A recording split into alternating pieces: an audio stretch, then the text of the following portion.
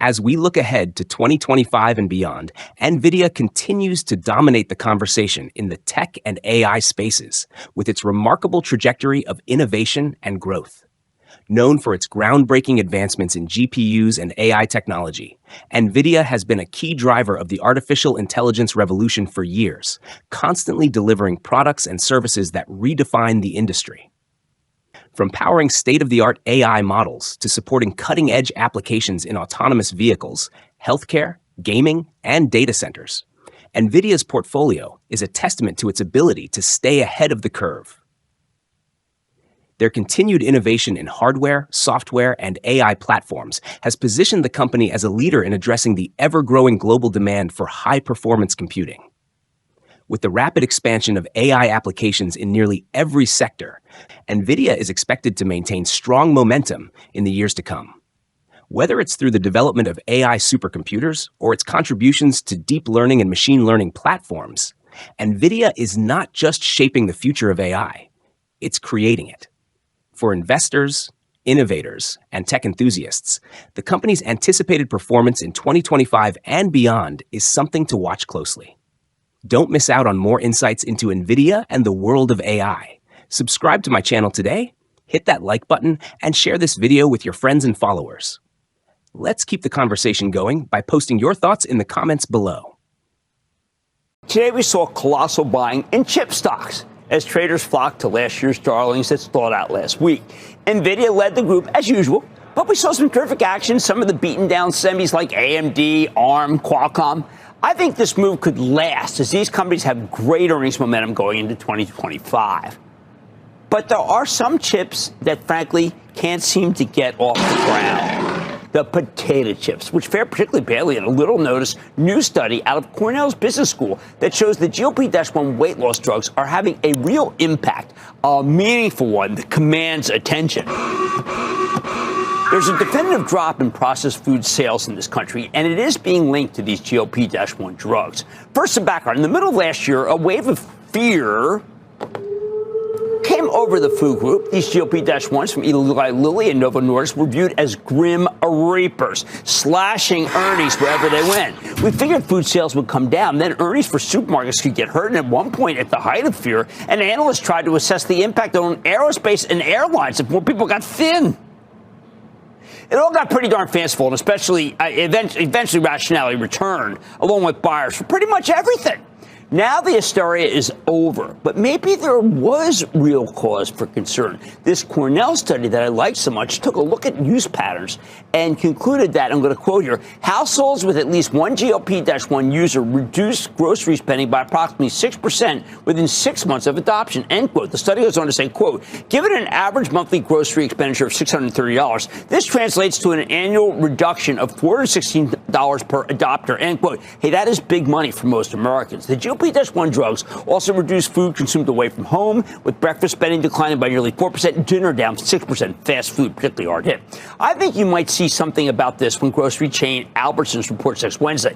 At the very least, the supermarket's management should have to address this report's findings. But it's the packaged food companies themselves that have the most to fear. As the report comments, quote, companies that rely heavily on caloric-dense processed or indulgent foods are likely to face declining demand and need to reassess their product portfolio to remain competitive, end quote. In fact, the Cornell report directly posits that sales weakness from Kraft Heinz and Campbell's might be attributed to the GLP-1s.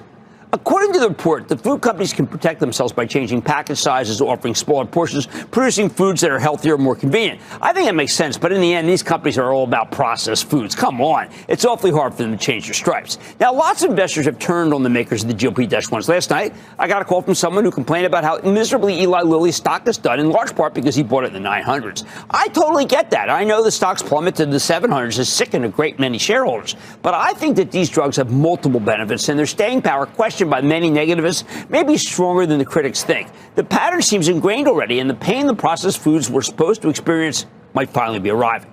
To me, it's simple. You should buy one kind of chip that's changing the world, the semiconductors, and avoid another kind of chip, Frito-Lays. It's ironic. We used to regard the foods as safety stocks and the semiconductors as high flyers with huge downside. Now there seems to be nothing safe about the foods, but the semis, lots more staying power than anyone ever thought. Nvidia gaining some more ground today. It was obviously one of the top winners for 2024. Tell us what you're paying attention to here, Joe. Yeah, another stock that's seen some consolidation lately. This is an interesting name because it dipped down below 130 a couple of weeks ago, and that set up a head and shoulders topping formation. And every trader that looks at these stocks was saying, hey, that's a head and shoulders top. It's an opportunity to short here. Well, what happened was it was a failed move. It dipped right back above 130 after a day. And oftentimes when I see these failed moves, you see fast moves. So I love that it stayed above 130. I love that when it got back down to that previous resist or support, which was broken, that it turned back into support, and it's rallied since then. So this is looking very strong to me, and it looks very good to me, and it's a great sign for the stock market to have Nvidia leading the way, leading the charge again, so we can get a positive January. And KG, what's your read through when it comes to the chart on Nvidia? Yeah, it's either going to be a breakout or breakdown for right now. I mean, that consolidation that he's mentioning here has been intact pretty much since October here. We did hit those highs of around $152.89, but we have also kind of tested that 127, 128 level, and buyers have been stepping in. And the reason why I say it's either a breakup or breakdown, primary trend obviously for last year has been to the upside, but you do actually have a wedge pattern that is going to take place. And the apex of that wedge is actually going to pretty much converge around the 15th, 16th of January. So that's really where you want to make I see a decision being made for a lot of technicians out there. And the bears just have not been able to knock this name down. But if we do get any type of formal breakdown, it has to be below that $127 level. And then the next area that I'm going to be looking for is $118, which pretty much coincides with the 200-day moving average. RSI actually is making lower lows as well as lower highs. So it actually has been bearish or consolidating for that matter. And the MACD actually did just complete a cross over the last 24, 48 hours here. 12 EMAs above the 26. That is actually bullish. So Diane, right now, I mean, no one's been able to really knock the stock down significantly. The trend is kind of your friend. And until you actually do see a meaningful break below 127, you got to think that this is more of a consolidation before a break higher. All right, Joe, I'm sending it back to you for your final thought when it comes to Nvidia, especially because, the way the analyst community looks is still the market leader, still expected to dominate. But what's your final thought when it comes to Nvidia as one of your key trades here?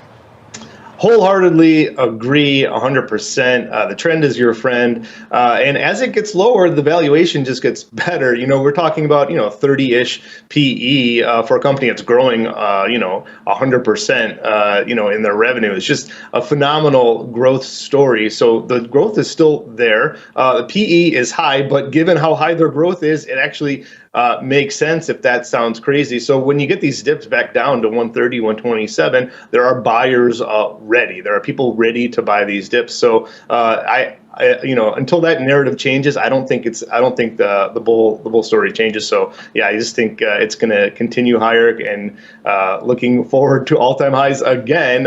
If there's a good jobs number next year, it'll be there in short order. Oh. Okay, all right, and let's talk about your final trade, Joe. You've got Alphabet on your list. It hasn't performed as well as many of the other members of the Mag 7, but it still beat the S&P 500 last year. But tell us your view on Alphabet. Yeah, I love the name. The third component of the AI story is going to be the software. They got off to a slow start, admittedly, on their LLM. They had, they botched their rollout. Everyone was saying that ChatGPT is better. I think they've done a lot better since then. They've had the quantum computing announcement. A lot of people got excited about that. I think that's down the line, but that just shows how powerful the Alphabet company is. They have so many, they have so much resources to deploy here. So they have the most data, in my opinion. They have the best storage of this data, and they are going to be putting it to good use. And that is the name of the game for AI. They will be profiting off of this data because they have the search component, which is their core business. So for me, I think they are best positioned to utilize this new revolution, and I think it's attractively priced here to do so. All right, Kevin, then let's go take a look at the technicals when it comes to Alphabet. Yeah, this one's a tough one here, Diane, because it actually has had a decent year if you're still looking at the trend, even though it has been underperforming compared to, say, a Meta or an Nvidia. But the reason why this one's a little bit tough, you have a little bit of a cup and handle pattern that has taken place. We're pretty much forming the handle right now. But the problem that I actually have is that this handle is actually forming a head and shoulders pattern. And we're actually seeing that over the last 3 weeks or so. And we're pretty much testing the neckline here right now, sitting at around $189, $190. So if we actually do get a little bit of a break of that, you might see some sellers actually coming into the name here. That also coincides with the 20-period moving average.